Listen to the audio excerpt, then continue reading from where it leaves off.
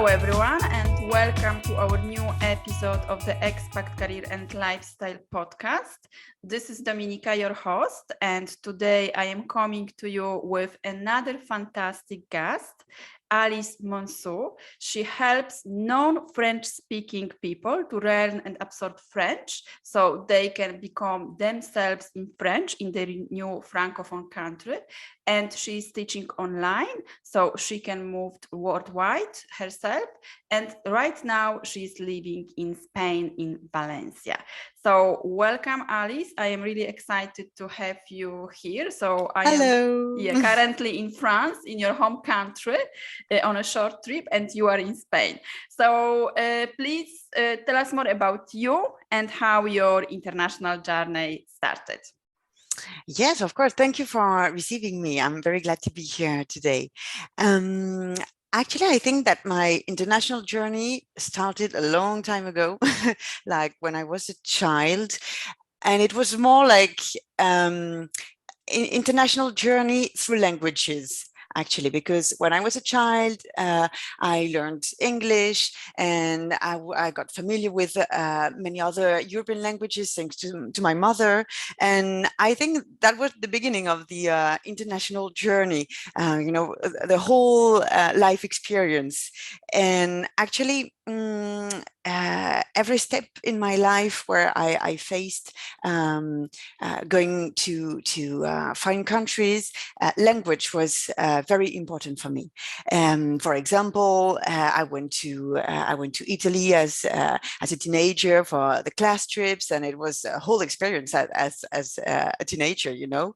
And when I was a student, then when I went on Erasmus, the main goal for me was to learn the language, and because I wanted to learn Polish actually, so I went to Krakow in Poland to learn Polish. And so I think, you know, international journey has always been like international journey through languages. And now maybe it's like the exception. I'm in Spain not because of the language, but because of my partner who is Spanish, and we decided to move here in Spain 2 years ago. So it's kind of the not the final point, but it's the most important stage of this international journey. Mm-hmm. Yeah, wonderful. So a long journey. So I can say that also my international journey started with this interests and willingness to learn new languages and discover like new cultures and new countries. So I always ask this question to my guests about your biggest challenge. So I am really curious, what was your biggest challenge while having this international life, and how did you handle it? I think that with this recent experience, because it's just 2 years that we are in Spain now, the biggest challenge for me was that we moved in middle of the pandemic in 2020, and it was hard not being able to do the activities I would have done to open to this culture, to open to more people, be able to meet people, making friends. This was, I think, the biggest challenge, not being able to do it normally, you know. Mm-hmm. And so how did you manage it? What did you do? I think that the best thing I had to do was to be patient, because you know the situation was totally out of control. It was not nothing I could do about being in a pandemic. So I just thought that I had to be patient, take things you know, one step at a time, and thinking that you know, I knew what I wanted to do when it would be over. And so I had these ideas in mind, which activities I would do, who I would want to meet. And so I kept this in mind, being patient. And one of the things that helped me a lot was to take care of myself. Meanwhile, so I went to the physio. I invested to Pilates, just taking care of myself to get through these challenging periods, and then wait for it to be more easy. Yeah. So it was like preparing yourself, mapping out your vision for the future, yeah, and taking care of yourself. Yeah, exactly. Yeah, wonderful. So now you are teaching French. So how did you find this business idea, or how did you know that this is your calling, like your passion? Yeah, that's an interesting question, because it dates back 2016, when I decided. I was working in a big international firm, and I was not 100% happy with this situation, and I felt that I needed something of mine, something I could create and call, my project, my activity. I really needed this at this time. And so I decided to become freelance, teaching language.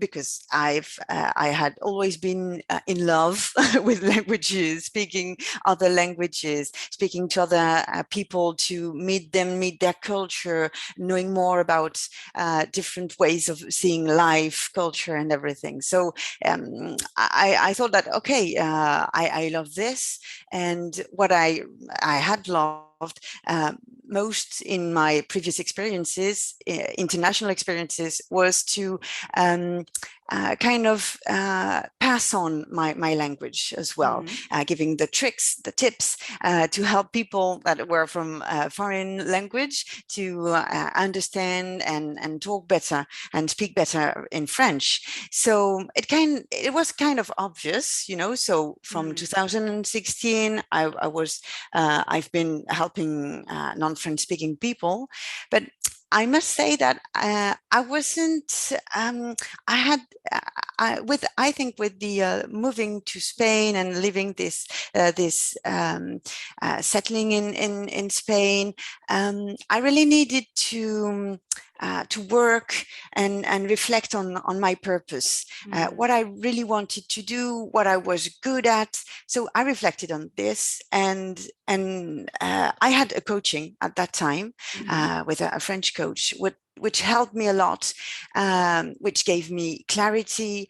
I could name what I was good at, which is helping people being and becoming themselves in French.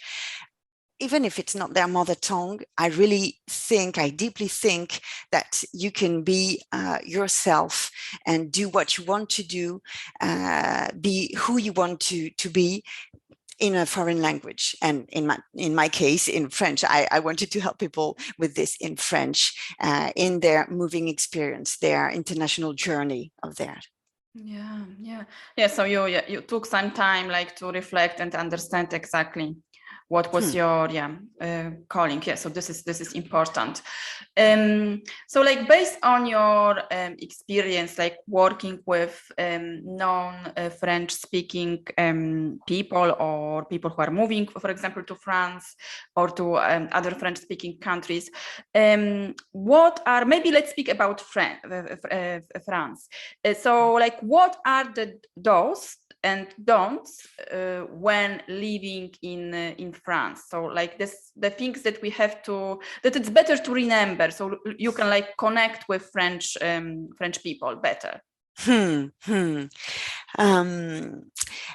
I think this is like a tricky question, because I really think that depending on your mother culture, your mother tongue, the do's and don'ts the country you move will kind of be obvious or very shocking, or because it depends.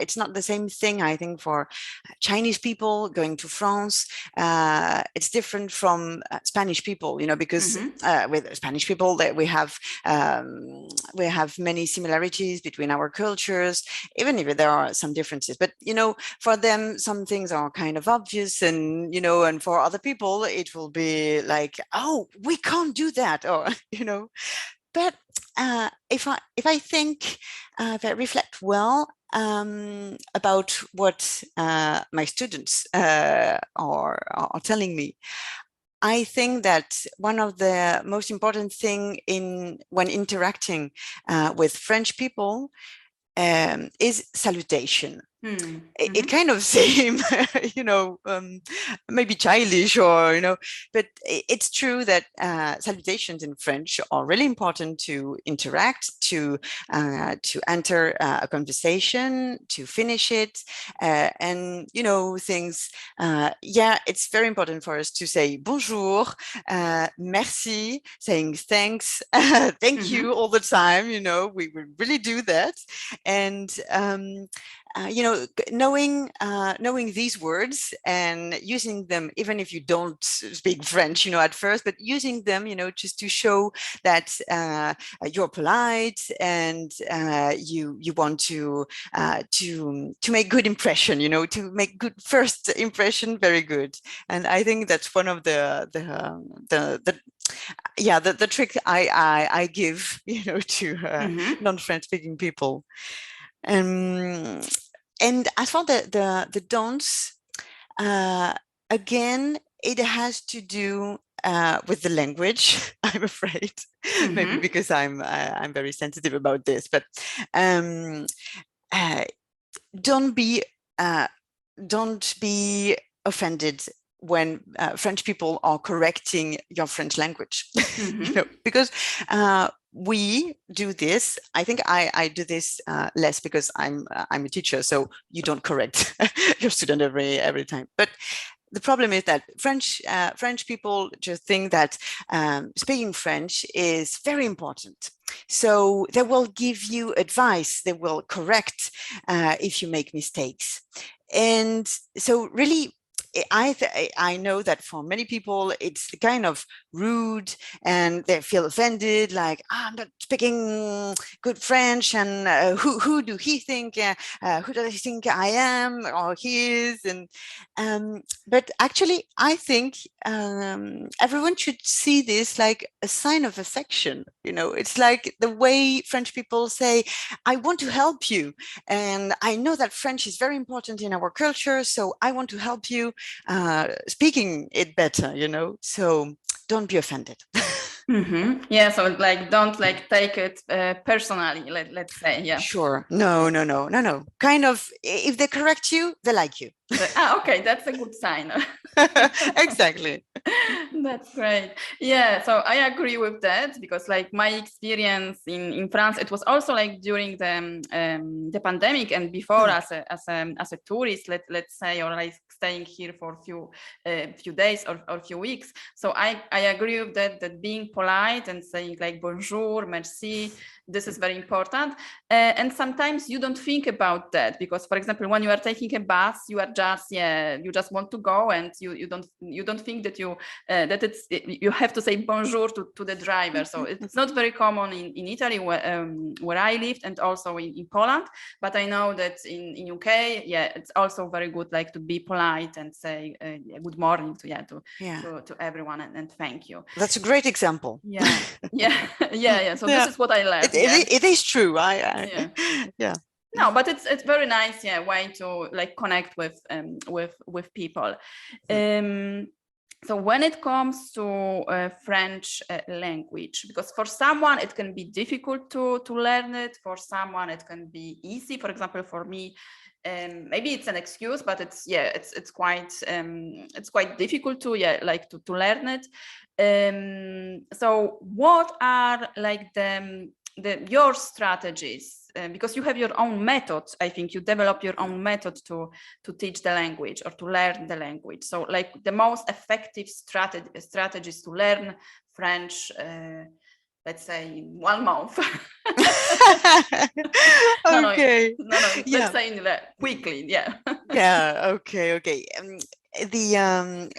the most important thing is to have in mind that you won't learn French language, like everything in French. What you want to do quick is learning the French that you need.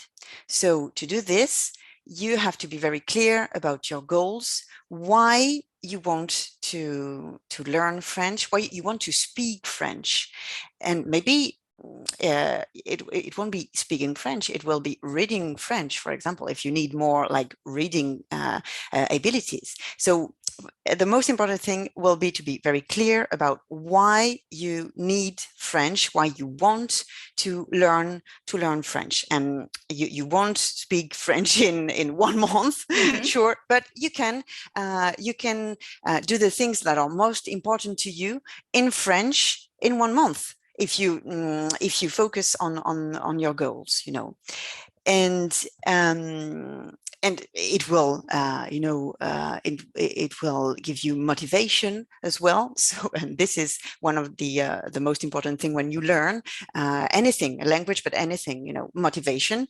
is the most important. It's a key factor to learning. So first, be clear about your goals.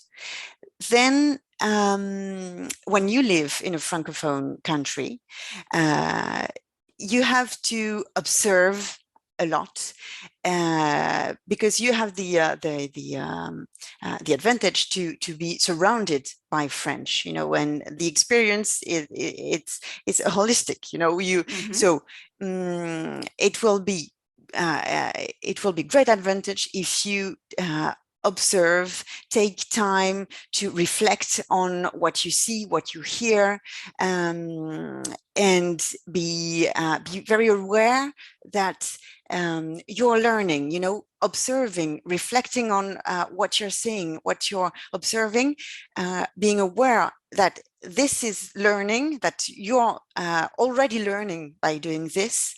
It's really important because then you will memorize better and you will be able to use these things that you absorbed.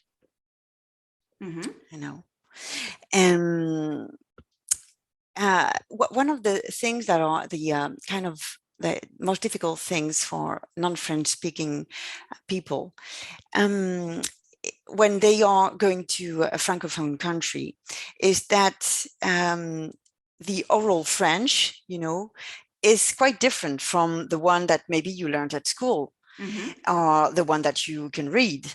So this is very important. I think that when you start learning French, or even when you're a little bit more advanced in French, always work on the oral comprehension, on understanding. And for this, you really have to multiply the contacts, what I call the contacts with the French language and with French people, or just French speaking people, to multiply these occurrences of listening, interacting, to be able to understand real French, oral French, real French, as it's really spoken by French people. Yeah. So like 3 points: understanding your why, observation, and then contact with the local people.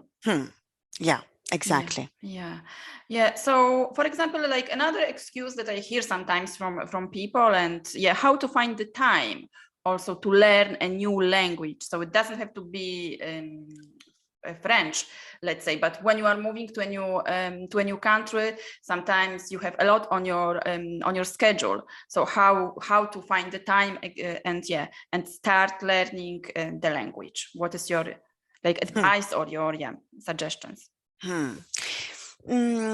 First of all, I think we need to be clear about the fact that learning something and learning a language takes time.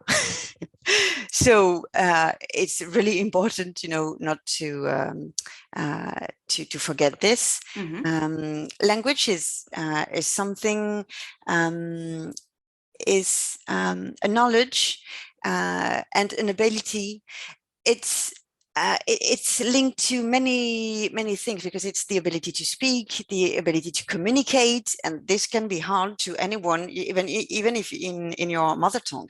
So it's related to many abilities, competencies, skills, and so learning a language takes time. So we should be clear about this, because if you accept this, then you won't be as frustrated as if you think, okay, I will learn this, in 2 months, in 6 months, I learn French and I'm fluent in French.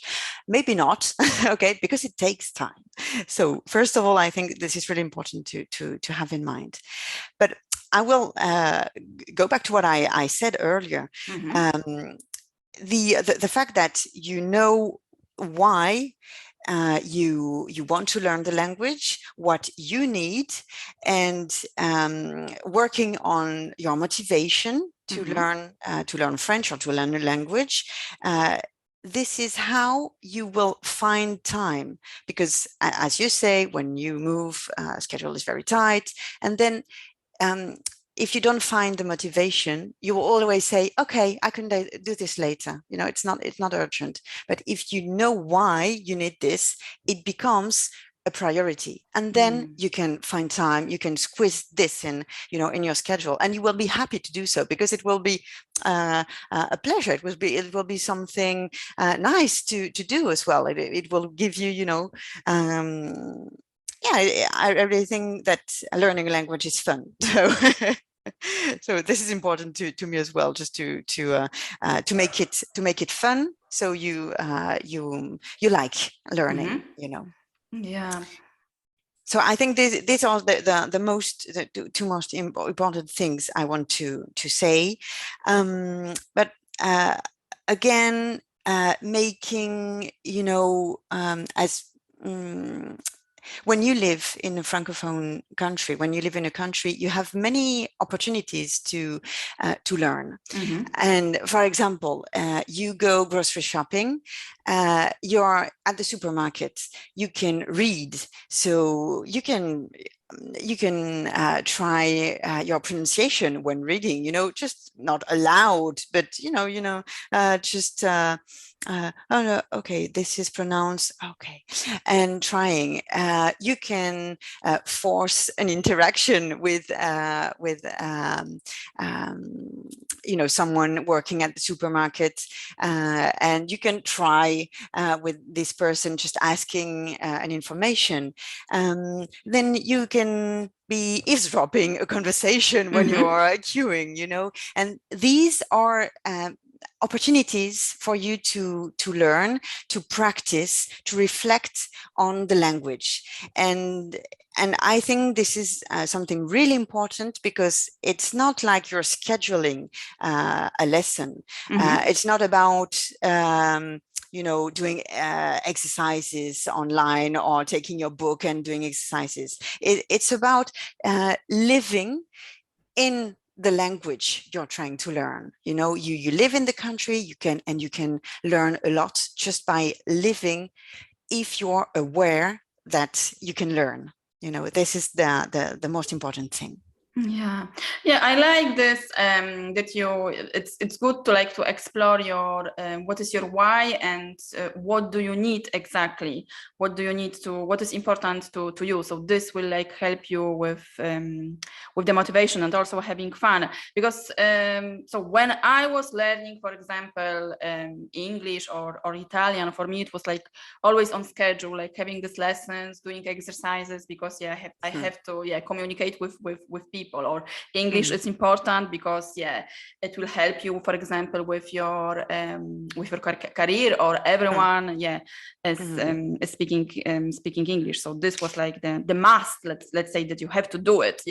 Yeah, and if I may, I think that sometimes it's not easy to be clear about your goals, because maybe I made it sound like okay, just reflect on your goals.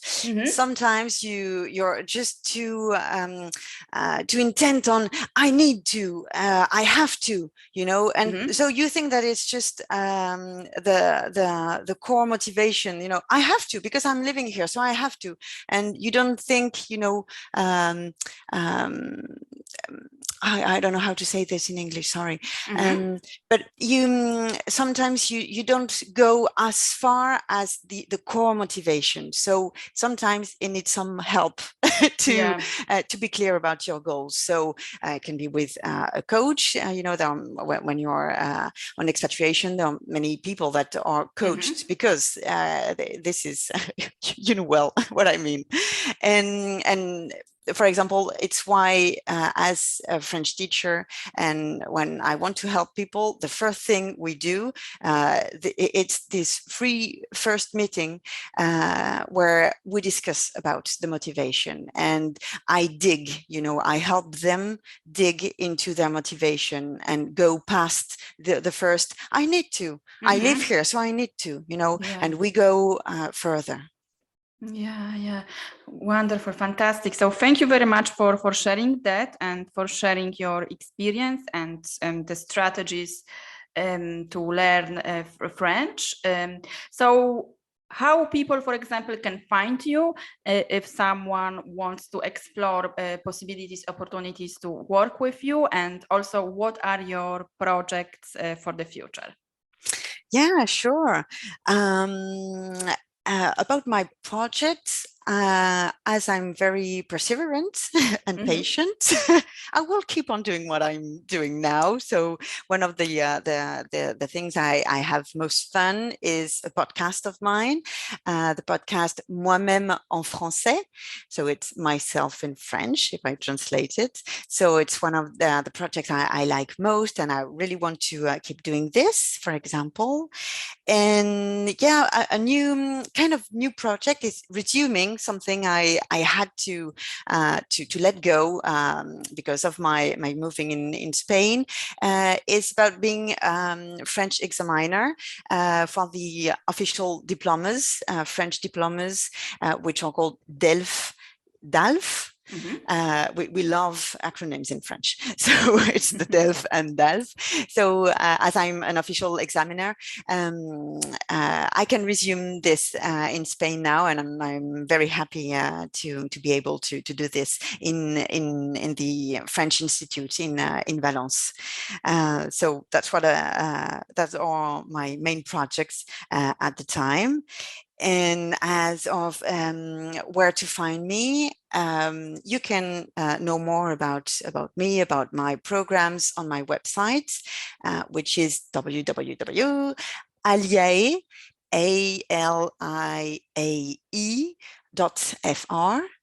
And so you can find me as well, connect on LinkedIn, because it's really my favorite social network. So with my name, Alice Mansaud, and I will be very happy to connect with your audience. And of course, if you have some questions, if French people, non-French speaking people have doubts, questions about French language or French culture, they can ask in my podcast, because one of the section of my podcast is an interaction, not interaction. I answer people's question about language, and so people are asking. I broadcast their question, or sometimes I just read it because some people are not confident enough to speak, and then I answer the question. So please feel free to ask, because I'm always happy to answer, give advice, and help. Fantastic, fantastic. So thank you very much for sharing that. I will put the link to your website so people can go and check it and also listen to the podcast and ask all the questions about learning French. So any last piece of advice, Alice, before we close? The first word that popped in my mind when you asked was enjoy. Enjoy the experience in France, in Switzerland, Belgium. Enjoy it, and don't put too much pressure on. I have to do this. I need to be fluent in everything. Just take your time and enjoy this experience. Great, wonderful, fantastic. Thank you very much for being with us today and for sharing that. Thank you, Dominika. It was a pleasure. So please tell us, what are your learning points from this interview? What are you going to do? What steps are you taking to learn French? If you are learning French or any other foreign language, share in the comments. And I will be back soon with another episode of our podcast. Thank you very much. Merci. Merci.